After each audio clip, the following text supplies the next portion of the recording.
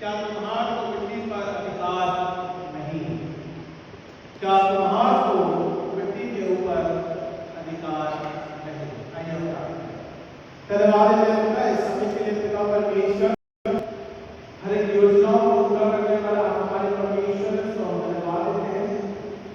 एक मार्ग पिता अपनी दया के द्वारा पिता अपनी करुणा के माध्यम से आप संभालते हैं, तो हम धन्यवाद देते हैं। अपनी प्रतिज्ञाओं के लिए प्रार्थना करते पिता, जो अधिकार रखता है पिता तुम्हारे के तहत पिता, हमारे जीवन को बनाने के तहत पिता, हर एक बातों के लिए धन्यवाद देते हैं। और पिता इस वचन के द्वारा हम सीखने समझें और आपकी संगत में बने रहें पिता। प्रार्थना करते हैं कि प्रभु यीशु के नाम से मांगते हैं, सब बोलते हैं आमीन। तो परमेश्वर का वचन रोमियो की पुस्तक उसका 9वां अध्याय और 20 से लेकर 21 पदों के बीच में हम इस बात को देखते हैं, जहां परमेश्वर की प्रतिज्ञा और उसके कार्य और योजनाओं के बारे में हम इन वचनों के माध्यम के द्वारा पढ़ने पाते हैं। रोमियो की पुस्तक उसका 9वां अध्याय और 20 और 21 पद हम और आपको इस महान के बारे में बताती है। और 21वें पद में हमको बहुत साफ तौर से स्पष्ट होता है कि प्रभु यीशु मसीह हमारा अधिकारी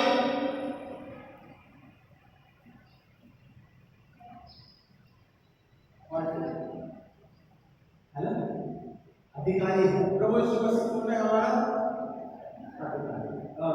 इसी के साथ में मेरे जीवन के साथ में इस समय के दौरान आप बने रहेंगे। कुमार क्या करता है? कुमार मिट्टी को स्वरूप देता है, ठीक है ना। कुमार के कुछ कार्य होते हैं, तो कुमार मिट्टी को पहले तैयार करता है, फिर तैयार करने के बाद में जब बढ़िया तैयार हो जाती है तो उसको चाक के ऊपर रख के, चाक मतलब उस वाले के ऊपर जब वो घूमता है और उसके ऊपर वो रखता है तो उसको आकार देता है, तो आकार देने का कार्य करता है। और उसके आकार में कुछ गेज बदल हो तो दोबारा फिर से उसे घूम करके वो हार है ना, कुमार कभी हार कब क्योंकि बना के उसको बेचना ना, रखना है जगह पे रखना है अपनी। अब जिस घर में जैसे भी जगह होगी वो वैसा रखेगा, पेंट करके रखेगा, पानी भर के रखेगा, जरूरत होगी उस हिसाब से रखेगा, धोना रखेगा, वो उसके ऊपर है ना। हम हमारे मनुष्य जीवन के ऊपर रहता है कि हम हमारे जीवन को किस प्रकार से परमेश्वर के इस्तेमाल। मेरी बात समझ में आ रही है कि नीचे आके समझाओ, ऊपर से ठीक है। ओके, सो परमेश्वर का वचन क्या बोलता है? कुमार के बारे में है, अधिकार के बारे में है, और वो मिट्टी के रूप में हमको और आपको बनाता है, स्वरूप देता है, और स्वरूप जब देता है तो हमारे जीवन को अपनाता है, और जैसे भी है हम पे उससे प्रतिज्ञा के रूप में अपने जीवन को रखता है, और वो अलग अलग दिशाओं में, स्थानों में, जगहों में हमें रखता है ताकि उसके नाम की महिमा को प्रकट हम करने पाए। तो ये कुमार का अधिकार है। तो आज हम परमेश्वर का हिलाल और उसकी कुछ योजनाओं के बारे में हम इस बात को देखने पाएंगे।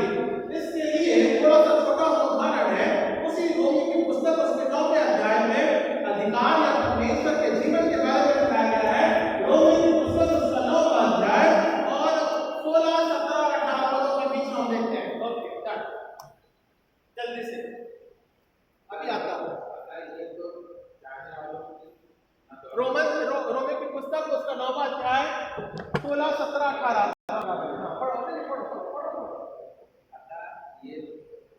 ये ना तो चाहने वालों की ना छोड़ने वालों की त्याग करने वाले की बात है कि पवित्र शास्त्र से कहा गया। हाँ, पवित्र शास्त्र ये सुनने वाली बात है।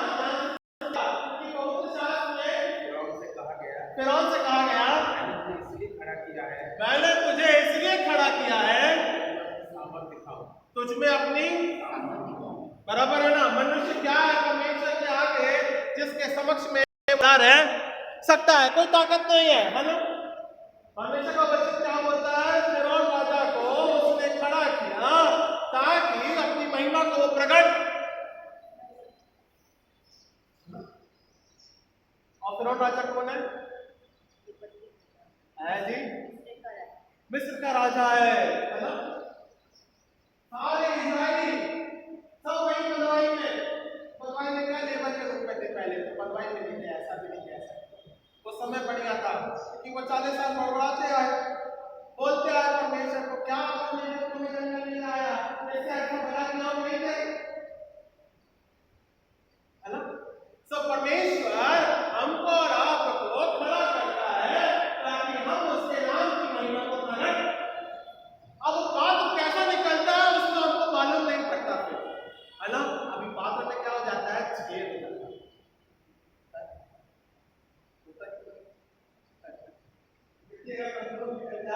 मटके का पानी पियो, मटका है घर पे, किसी के पास मटका है घर पे, किसके पास मटका है घर पे? हाँ, वेरी गुड। मटके का पानी अगर आप पियोगे तो बढ़िया होता है, that is for all times में बढ़िया रहता है। उसको भैया संभाल के धोना पड़ता है, गलती से यहाँ वहां कहीं से भी हाथ से सरका और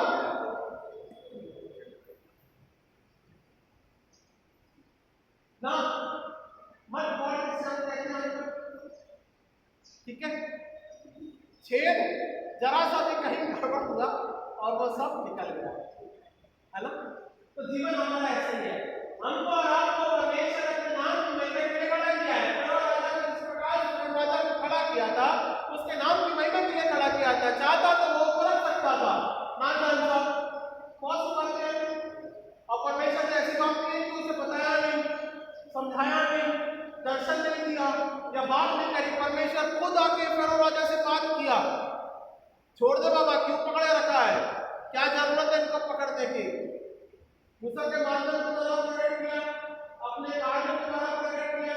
अच्छा, में कार्य प्रकट करेगा पर कभी वो सुनता, क्योंकि मट्टी में छेद है, पात्र में क्या है? मेरी बात समझ में आ रही है? सुबह की बात समझ में आ रही है, शाम तक घड़ी नहीं चाहिए, ठीक है ना। पात्र में छेद नहीं होना चाहिए, वरना जो भरा वो सब एमसी लगाने का निकल रहा है, ठीक है। Okay done. तो पात्र में से क्या बोलता है? चलो, मैंने तुझे अपने नाम की महिमा के लिए खड़ा किया, आप उसके आगे मेरे नाम का प्रचार सारी पृथ्वी पर हो, और मेरे नाम का प्रचार पृथ्वी पर हो, इसलिए वो जिस पर चाहता है उस पर दया करता है, और जिस पर चाहता है उस पर दया करता है, जिसे चाहता है उसे कठोर कर देता है। और जिसे चाहता है वो उसे कठोर कर देता है। तो परमेश्वर के तहत अपने जीवन को नम्र बनाना बहुत, और यदि हम परमेश्वर के तरफ अपने जीवन को नम्र नहीं बनाएंगे तो फरोह राजा के समान परमेश्वर का एक समय ऐसा आएगा जहां उसे मौका दिया था पलटने का, वो पलटा नहीं या परमेश्वर की तरफ फिरा नहीं, तो उसके मन को कड़ा। अब क्या किया? लास्ट बात क्या करी फिर उसने? बाबा तुम सुन नहीं रहा मेरी। अब उसने क्या कर दिया? उसके मन को कड़ा कर दिया और बोला अब मैं बादल के रूप में चलता हूँ, और जहाँ जहाँ वो निशान रहेगा प्रभु यीशु मसीह के लहू के रूप में हम इस बात को प्रकटीकरण होता हुआ देखते हैं, पुराने नियम के रूप में इस बात को देखते हैं, नए नियम के रूप में हम इस बात को देखते हैं।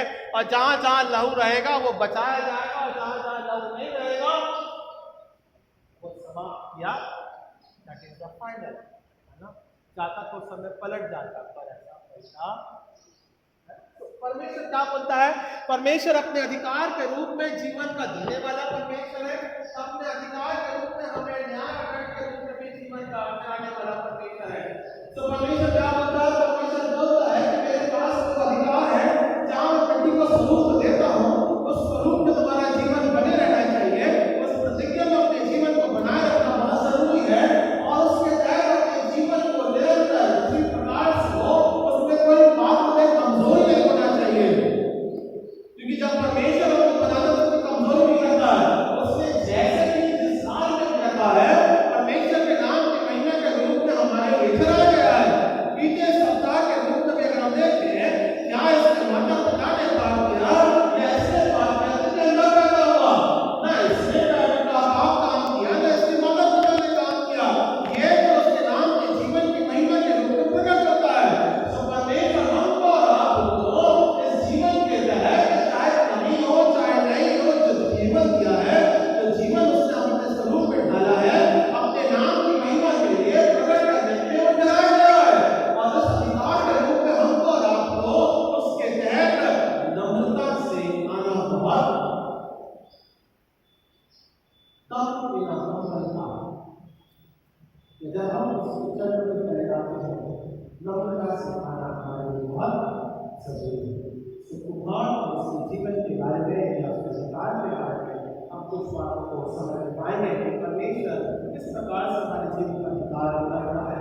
मत्ती की पुस्तक पहली बात, all authority is given to Jesus Christ, है ना। परमेश्वर ने अपना सारा अधिकार प्रभु यीशु मसीह के तहत रखा, और वो अब नए नियम के अनुसार हमको और आपको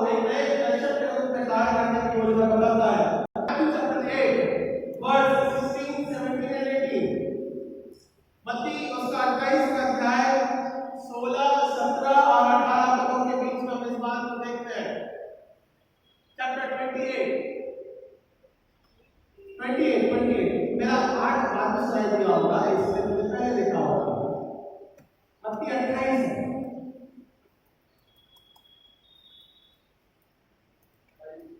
28 16 17 18 पर। हाँ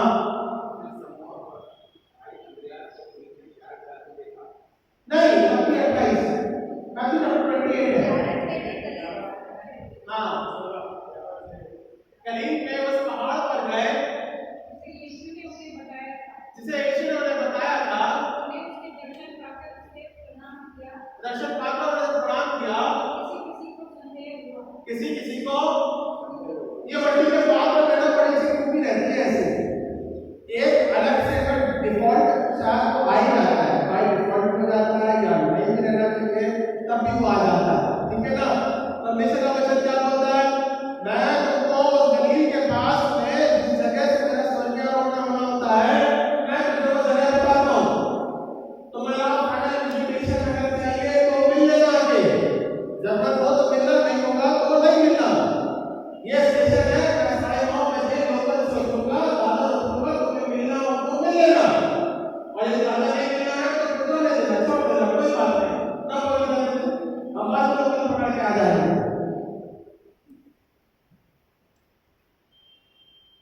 ठीक है।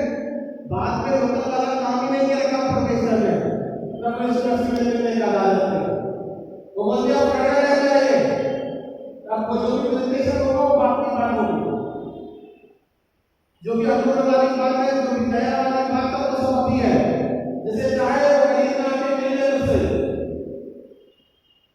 अब गरीब में आ गया और जो चेले थे वो भी आ गए, लोग भी होंगे उसके साथ में, क्या पता चेलों के साथ में मिल रहा है डन। तो विजिटेशन होता है। अब उस विजिटेशन में क्या होता है, लोग जो होते हैं वो मिलते हैं। डॉक्टर साहब ना एक बढ़िया उदाहरण बताता हूं, ठीक है। डॉक्टर के पास गए, ये पकड़ के रखना बेटा, डॉक्टर के पास जाते हैं, डॉक्टर के पास जाते हो, डॉक्टर के पास जाते हैं, जाती है ना, सांस नहीं आती है, सर्दी होती है, बलगम हो रही है, तबीयत खराब हो रही है ना। हम क्या करते हैं, डॉक्टर के पास ऐसे ही चले जाते हैं कि अपॉइंटमेंट लेना पड़ता है? नहीं नहीं साहब, ऐसा नहीं है, कहीं नहीं है ऐसा, नहीं नहीं, समय डॉक्टर साहब क्लिनिक का लिख देते हैं 9 से 10 के बीच में। आप कभी भी थोड़ी उठ के चले जाओगे दोपहर में ना डॉक्टर साहब, कभी ऐसा होता है क्या? कोई भी उठ के चला जाएगा कहीं पे भी? नहीं, आपको मालूम है डॉक्टर इतने बजे से इतने बजे के बीच में ही मिलेगा ना। फाइनल विजिटेशन, प्रभु यीशु मसीह बोलता है, देख बाबा मैं गलील में मिल रहा हूं, that is my final call. ये टाइम पीरियड है, इस टाइम की पीरियड के बाद मैं नहीं मिलूंगा, मैं इसके बाद देखेगा भी नहीं मैं, जो भी मिलना अभी मिल लेना, फाइनल बात जो भी करनी है कर लो। अभी डॉक्टर के पास जाते हैं, डॉक्टर के पास गए ना, डॉक्टर के पास आए ना, डॉक्टर साहब मैं आता हूँ, चलो मैं पकड़ता मेरी बात, मैं आता हूँ, डॉक्टर साहब मुझे बीमारी हो रही है, बहुत तकलीफ हो रही है। डॉक्टर साहब बोलते हैं कोई बात नहीं, चिंता नहीं करो, वो अपनी समझ बूझ के अनुसार दवाई दे देते हैं। हम घर जाते जाते ना डाउट करते हैं, पता नहीं मैं ठीक हो पाऊंगा कि नहीं, दवाई काम करेगी कि नहीं, ठीक है ठीक है दी है, कोई बात नहीं, मैं तुझे खा लूंगा, अगर कुछ और होगा भी ना, ऐसा विचार आता है, आता कि नहीं आता है ना। अगर ये ठीक नहीं हुआ तो मैं दोबारा फिर से, है ना, संदेह की आत्मा जिसे हम कहते हैं, बाय डिफॉल्ट वो आई जाती है, पात्र में ऑलरेडी बनी ना, पात्र में संदेह बना रहता है। और मटका लेने जब जाते हो ना तो भाई साहब आप मटका ऐसे लेते हो, कैसे लेते हो मटका? बोलो चांद साहब, कैसे लेते हो मटका अपन? जब तक ठंड ठंड की आवाज ना आ जाए, चमकदार आवाज ना आए, सुंदर मतलब इस प्रकार से ठंड ऐसी आवाज ऐसी वैसी आए, तब तक ठीक है मटका। जहां धबधब आवाज आए तो वही मटका छोड़ देना, है ना। मेरी बात समझ में आ रही है? मेरी बात समझ में आ रही है? संदेह की आत्मा। फाइनल अपॉइंटमेंट प्रभु यीशु मसीह आने वाला है। चेलों को बोला मिल लो, आ जाना टाइम पे, जो आए तो ठीक, नहीं तो दादा तो जा रही है, छूट ही नहीं है, नेक्स्ट आने वाली है, देखेंगे क्या करना है। डन, ठीक है ना। सब परमेश्वर बोलता है आ जाना। अब क्या होता है, संदेह की आत्मा, और उन्होंने उसके दर्शन पाकर उससे प्रणाम किया, पर किसी किसी को संदेह हुआ। इसने उनके पास आकर कहा कि स्वर्ग और पृथ्वी का सारा अधिकार, ये अधिकार की बात हो रही है ना, जिस कुमार की बात हो रही है, वो कुमार यही बोल रहा है, बाबा जिसका अपॉइंटमेंट है वो आ जाए, मैं वही रहूंगा, मैं तुमसे मिलने के लिए तैयार हूं, मैं तुम्हारे जीवन में प्रकट होने के लिए तैयार हूं। The appointment is already been given. 8:30 बजे का समय, 9 बजे का समय, 10 बजे का समय, 10 के बाद में तो कोई समय नहीं है चर्च का। गुजराती में आना तो बात अलग बात है, हिंदी में सुनना है तो 10 बजे तक है। अपॉइंटमेंट टाइम, इस समय तक आए तो वचन मिलेगा, इस समय के बाद में तो वहां बाहर मिलेगा समोसा जो है ना। मेरी बात समझ में आ रही समझ में कि नहीं? संदेह की आत्मा, जो लोग समय पे आते हैं वे लोग मसीह में नए जीवन को प्राप्त करते हैं, और जो लोग संदेह करते हैं वो आत्मा को खोने का काम करते हैं। इसलिए परमेश्वर का वचन बहुत साफ तौर से उस संदेह की आत्मा को निकालने का काम कर रहा है। संदेह की आत्मा कैसे निकल रही है? परमेश्वर बोलता है कि सारा अधिकार मुझे, अब तुम्हें विश्वास करना है, मैं मिलने खड़ा हूं तुम्हारे लिए, मैं प्लेस में खड़ा हूं, मैं तुम्हारे जीवन के लिए खड़ा हूं। तुम्हारा जितना भी संदेह है, सुबह 8:30 बजे जाग करके, उठ करके, नहा करके, जैसे भी आना है जुड़ जाओ, और तुम्हारे जितने भी आत्मिक संदेह हैं, डाउट हैं, उसे भी आप दूर करो। अगर डाउट नहीं, वो डाउट में बाहर आ जाएगा, है ना। That is the appointment time. अब क्या लिखा है, और क्या लिखा है, फिर उसके बाद में यीशु ने उनके पास आकर कहा कि स्वर्ग और पृथ्वी का सारा अधिकार मुझे दिया गया है, और अब तुम जाओ और जाके बपतिस्मा, तो इस प्रकार से लिखा गया है, आगे बातों को प्रकट किया गया है, ठीक है ना। सो परमेश्वर का वचन अधिकार के बारे में कह रहा था। तो पहली बात हमको और आपको परमेश्वर में इस बात को सीखने को मिलता है कि that is an appointment time. परमेश्वर हमको और आपको अधिकार के रूप में, ऐसा नहीं है कि वो समय नहीं देता है, वो समय देता है, पर हम जिस तरीके से जाते हैं वो हमारे संदेह वाली आत्मा भी रहती है साथ में। उस संदेह की आत्मा को खत्म करके परमेश्वर का जो मिलने का समय है उसमें हमें मिलना बहुत जरूरी है, और इस बात को प्रकट करना जरूरी है कि हाँ, परमेश्वर तेरे हाथ में स्वर्ग और पृथ्वी का अधिकार है। जो पात्र मुझे बनाया गया है, जिस स्वरूप में आपने मुझे बनाया है, ये आपके अधिकार के माध्यम के द्वारा मुझे दिया गया है। मैं इसके नाम के तहत या उस नाम के महिमा के रूप में अपने जीवन इस पात्र को मैं रख सकता। तो होने दे परमेश्वर, जो पात्र हमें दिया गया है उसके नाम की महिमा के लिए अपने जीवन को प्रकट करना बहुत जरूरी है। So all authorities is been given to Jesus Christ. यह अधिकार के बारे में हमको और आपको बताना है। दूसरी बात को मेरे लिए निकाल लीजिए मेरे साथ पढ़ने के लिए, वो है जीवन का स्रोत का अधिकार, द सोर्स ऑफ लाइफ। हमारे और आपके जीवन के लिए परमेश्वर हमको और आपको जीवन के स्रोत के रूप में निकाला है, जो अधिकार उसके पास में है, और जीवन जीने के रूप में या जीवन के तहत परमेश्वर अपनी योजनाओं में अपने जीवन को रखता है। अय्यूब की पुस्तक उसका पहला अध्याय और 21 और 22 पदों के हम बीच में देखेंगे। अय्यूब की पुस्तक पुराने नियम में से, अय्यूब की पुस्तक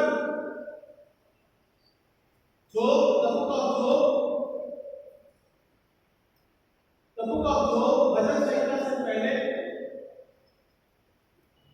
उसका पहला अध्याय और 20 और 21 पदों के बीच में देखेंगे। मैं अपनी तब अय्यूब उठा और बागा फाटक से मुड़ाकर भूमि पर गिर पड़ा, और दंडवत करके कहा, मैं अपनी मां के पेट से नंगा निकला और वहीं नंगा लौट जाऊंगा। यहोवा ने दिया और यहोवा ने ही लिया, यहोवा का नाम धन्य है।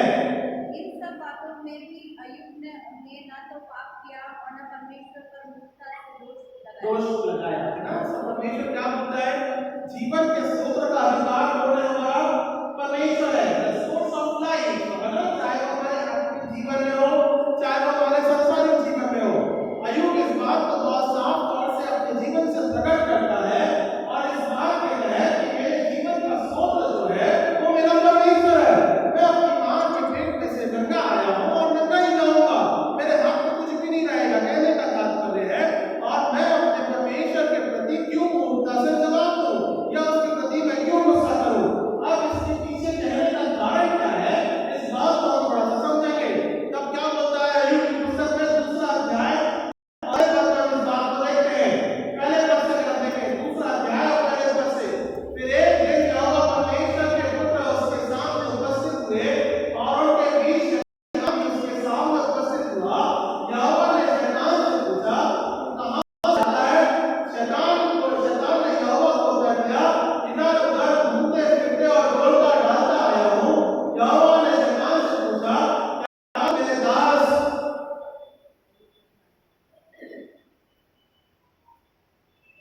क्या तुम अपने दास को पे ध्यान देना है। अच्छा, इसमें ना दो बातें, द सोर्स ऑफ लाइफ के बारे में है। तो अगर हम सोर्स ऑफ लाइफ के बारे में बात करते हैं या जीवन के स्रोत के बारे में बात करते हैं, वहां पर परमेश्वर के पुत्रों के बारे में लिखा है, बराबर। मैं फिर से पढ़ देता हूं, बहुत ध्यान से समझिएगा। फिर एक दिन यहोवा परमेश्वर के पुत्र उसके सामने उपस्थित हुए और उनके बीच शैतान भी उसके सामने। मेरी बात को बहुत ध्यान से समझना और इस वचन को बहुत ध्यान से सुनना। जिस स्रोत से परमेश्वर के पुत्र या स्वरूप बनाए गए, उसी में से शैतान निकला।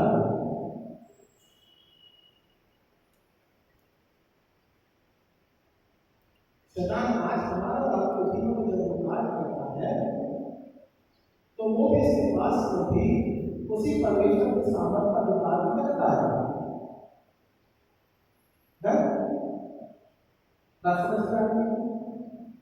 पर उस अधिकार को उसने गलत तरीके से इस्तेमाल।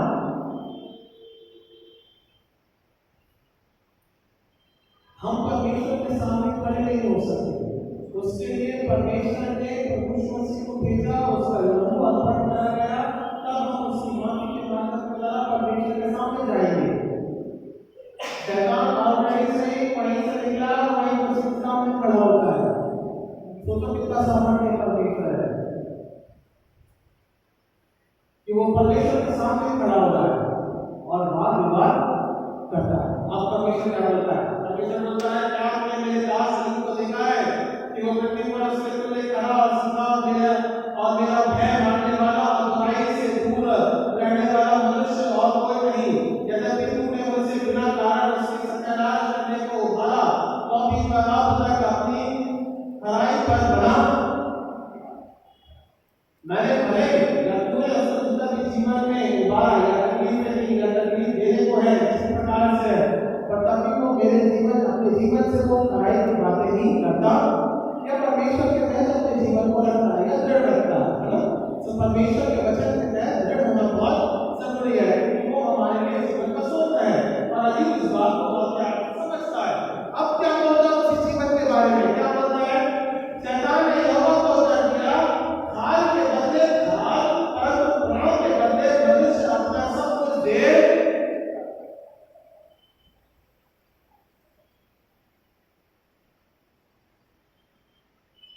जीवन के बारे में बात हो रही है,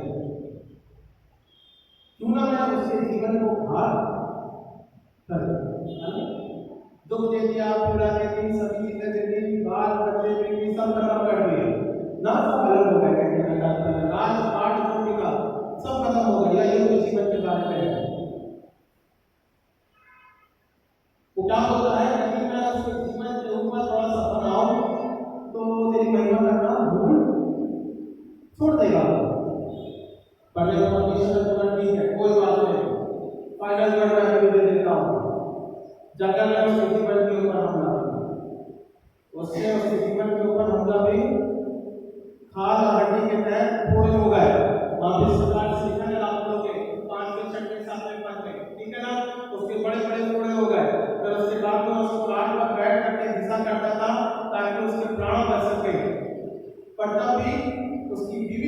है कि आप उसको परमेश्वर को प्रोटेक्ट नहीं करता, बोलता क्यों नहीं है, दुआएं क्यों नहीं देता है। 10वें पद में अगर आप देखोगे उसकी स्त्री आती है उसके पास बोलने के लिए, और 10वें पद में क्या होता है, उसने उससे कहा तू एक मूर्ख स्त्री सी बातें करती है, क्या हम परमेश्वर के हाथ से सुख लेते हैं, सुख न ले। इन सब बातों के बीच अय्यूब ने अपने मुंह से कोई बात at the final stage of his life, अंतिम समय पर भी केवल प्राण ले सकता था, बाकी शरीर का हर एक दुख उस अय्यूब को देने के लिए शैतान मना लेता था। प्राण का अधिकार तो केवल परमेश्वर के पास है। जी के अधिकार का जिक्र करना मिले, उसकी चमड़ी को, उसकी हड्डी को, उसके किसी प्रकार के गले को, सब कुछ कर ले, और प्राण का अधिकार जिस स्रोत से तू निकला है और तू शैतान गया, उसी स्रोत से अय्यूब निकला है। और उसके विश्वास को मैं देखता हूं, मेरे पास समझ में आ रही है। The source of life, source of life हमारा परमेश्वर है। जिस स्रोत से परमेश्वर अपने बड़े अनुग्रह के द्वारा अय्यूब के जीवन को बनाता है, उसी स्रोत से शैतान को निकला है। क्यों सीधा डिफरेंस, एक बहुत अच्छा कार्य करने वाला, एक बहुत ही बुरा कार्य करने वाला, पर स्रोत कैसा है, कौन सोर्स है, उस सोर्स का डिफॉल्ट नहीं है। तो पात्र कैसा होना चाहिए, पात्र में क्या खूबी होनी चाहिए, पात्र हमारा हमारे जीवन को इस प्रकार से बनाना है कि हम परमेश्वर के समक्ष महिमा के रूप में प्रकट किए जाएं। और अय्यूब के जीवन को हम देखते हैं, सोर्स ऑफ लाइफ, परमेश्वर बोलता है ठीक है कोई बात नहीं, तो उसके जीवन को जितना हानि करना चाह कर सकता है, प्राण का अधिकार नहीं देता हूँ, प्राण उसके हाथ में। अतः उसने परमेश्वर ने उसको दोबारा फिर से उसके घर, जीवन, संपत्ति, राज्य, कुल, कुटुंब और तमाम बातों को उससे बढ़ाया। ठीक है, तो हम कहना मानते हैं कि इस बात को मैं समझाना चाहता हूँ कि परमेश्वर जो है वो जीवन का अधिकारी है, जो स्रोत हमने आपको पाया हुआ है परमेश्वर की राह है। ठीक है ना, आज हम जो जीवन जीते हैं हड्डी और जोड़ मांस जरूरतों के द्वारा जो हम जीवन पाते हैं, वो स्रोत जो है हमारा परमेश्वर है, उसी के द्वारा हम बनाए गए हैं और उसी के द्वारा हमारा जीवन अधिकारी बनाया गया है। उसके नाम की महिमा के लिए इस बात को इस्तेमाल करना बहुत जरूरी है। अब सदों दूसरी बात, तीसरा अंतिम बात, परमेश्वर का वचन क्या बोलता है, तो अपने नाम के आशा के तहत हमको और आपको एक आशा देता है। द लॉ ऑफ होप, परमेश्वर के नियम और उसके द्वारा वो हमको और आपको एक नई आशा देता है। यशायाह की पुस्तक उसका 30वां अध्याय, आइज़ाया चैप्टर 30 वर्स 18 and 19। यशायाह की पुस्तक परमेश्वर के अधिकार के बारे में, और इस 30वां अध्याय चैप्टर 30, आइज़ाया चैप्टर 30, पुराने नियम में से आइज़ाया चैप्टर 30।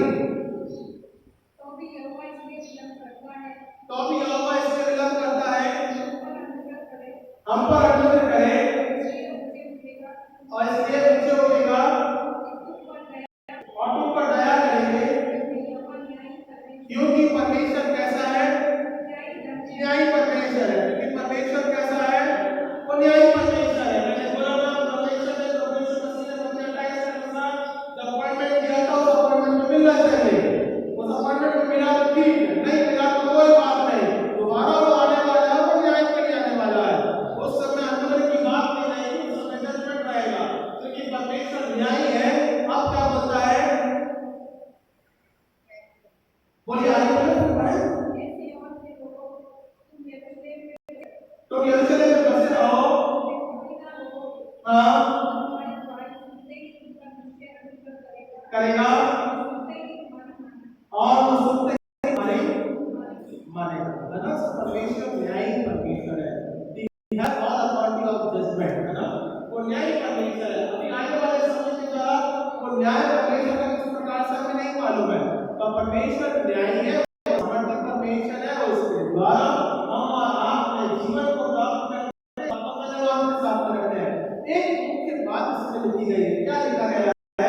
हे सिय्योन के लोगों, तुम यरूशलेम में बसे रहो, तुम फिर कभी ना रोगे, और तुम्हारी दुहाई सुनते ही तुम पर निश्चय निश्चय निश्चय अनुग्रह अनुग्रह और अनुग्रह करेगा। वो सुनते ही तुम्हारी बरकत तुम्हारे मांगता नहीं।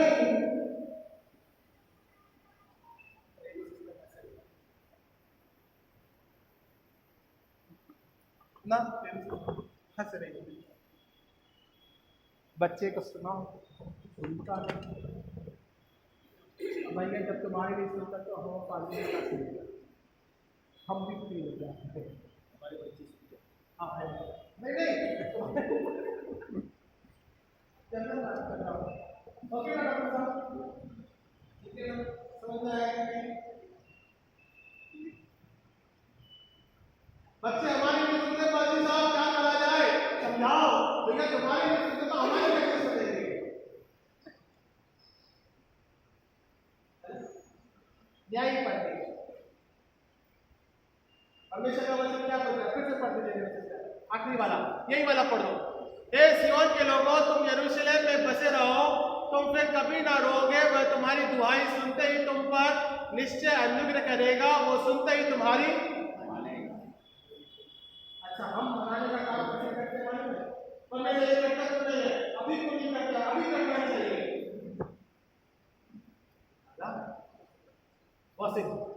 हम बोलते नहीं, ऐसा होना चाहिए। परमेश्वर सुबह मैं आता हूँ, क्यों नहीं आता हूँ, सुनता ही नहीं है मेरी, सुनना मेरी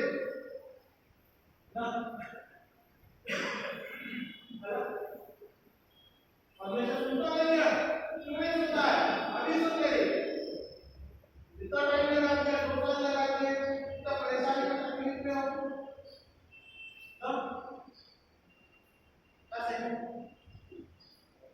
ओके, परमेश्वर सुनता नहीं है ना, डॉक्टर परेशान हो जाते हैं, सुनता ही नहीं है। बात अलग है कि बेचारे करने कम आता है आजकल, नहीं सुनना चाहिए। हेलो, सुनना बहुत जरूरी है, मानना बहुत जरूरी है। तो परमेश्वर का वचन क्या बोलता है? अगर तुम यदि मुझे मानते हो, मुझसे प्रार्थना करोगे, तो मैं विनती करता हूं, तो मैं क्या करूंगा, तुम्हारी मानूंगा। हर एक प्रार्थनाओं का परमेश्वर प्रत्युत्तर देने वाला। आप कभी नहीं बोल सकते कि परमेश्वर नहीं सुनता, नहीं, ये ऑलरेडी रिटन पहले से लिख दिया गया है। परमेश्वर, अगर आप परमेश्वर से मांगते हो, परमेश्वर के तरफ अपने जीवन को रखते हो, परमेश्वर के तरफ अपने जीवन को डराते हो, तो वो तुम्हारी प्रार्थनाओं को मानने वाला परमेश्वर है, क्योंकि वो न्याय पर है। चाहे वो धन्यवाद के साथ हो, चाहे वो किसी स्थिति के साथ हो, किसी भी प्रकार की तकलीफ के साथ हो, परमेश्वर न्यायी। हर एक समय अनुसार परमेश्वर हमारी प्रार्थनाओं को सुनता है और प्रत्युत्तर देता है। वीजा नहीं आया, आना चाहिए, आ गया, आया कि नहीं आया, अभी टिकट आने का है, ठीक है। ये उदाहरण है, ये एग्जाम्पल डन। सब उदाहरण आपके लिए कारण से है, इधर उधर से ही है, इधर से 40 साल वो पात्र में चेंज नहीं होना चाहिए, बस उतना ही है। देखो ये क्या करता है, यहाँ से 40 साल पात्र में चेंज जाता है, जितना भरा है ना वो सब बह जाता है, ना चेंज नहीं होता। तो परमेश्वर कैसा है? यही परमेश्वर है, सुनने वाला परमेश्वर है, दया करने वाला परमेश्वर है, उसके द्वारा हमको नया जीवन मिलता है। तो हम इस बात को धन्यवाद के साथ में रखें। 3 बातें हमने परमेश्वर के वचन में से कुम्हार के रूप में कराता है, मिट्टी और पात्र के द्वारा, जो हम और आपको नया प्रकार से बनाता है, अधिकार में रखता है। प्रभु यीशु मसीह के अपॉइंटेड टाइम से हम मिलने पाए, जुड़ने पाए, इस बात को हम देखने पाते हैं। दूसरी बात हमने ये सीखी कि प्रभु यीशु मसीह जीवन का स्रोत है, he is the source of life, वो हमारे लिए इस बात को कराता है। दूसरी बात हमने सीखी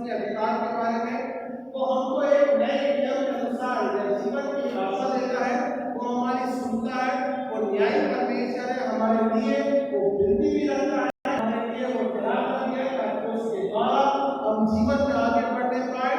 और चौथी और अंतिम बात, परख कर देखो कि परमेश्वर पिता, परख कर देखो कि परमेश्वर पिता He has all authority. जानो कि परमेश्वर पिता बड़ा है, अपने अधिकार से बुझा से वो क्या करता है, हमको अपनी बुराई को बनाए रखता है ना। अगर हम इस बात को देखेंगे भजन संहिता और इसके अध्याय और 4, 5 और 6 पद में अगर आप देखोगे, मैं यहोवा के पास गया और उसने ये सुन ली और उसने क्या लिखा, परख कर देखो, 8 पद में लिखा है, परख कर देखो यहोवा परमेश्वर भला है। हमारे पास में कोई कमी नहीं होना चाहिए, जो बात उसने हमारे लिए बनाया है या हम उस बात सीखे गए हैं या एक पात्र के रूप में अपने जीवन में रखते हैं, उसमें कोई डिफॉल्ट नहीं निकलना चाहिए। उसके नाम को लेने के लिए अपने जीवन को परख कर देखो कि परमेश्वर पिता भला है। बोले तो उससे भला है, निरंतर अपने जीवन के साथ समय के रूप में बचत के द्वारा समझने में नहीं पड़ रही है। धन्यवाद इस समय के लिए अनुग्रह के द्वारा होगा, जो समय जो अपन में होगा, जो स्थान आपने हमें कराया है पिता, उसके तहत इससे विनती करते हैं, तेरे समक्ष आते हैं। जीवन का देने वाला स्रोत हमारा प्रभु यीशु मसीह है, सो हम धन्यवाद प्रार्थना करते पिता होने दे आपकी दया आपके न्याय के द्वारा परमेश्वर हमारा जीवन पिता बना रहता है। इस बात को धन्यवाद के साथ पिता होए, आप हमारी प्रार्थनाओं को सुनते हैं पिता, मानने वाले परमेश्वर है। हमारी जैसी भी प्रार्थना पिता आप इसे पिता पूरा करते हैं, सो हम धन्यवाद पिता परमेश्वर तमाम जो हमारे साथ में पिता जो नहीं आए हैं तो आने का पिता परमेश्वर समय में पिता अनुग्रह के द्वारा हमारे प्रार्थनाओं को आप सुने और करें।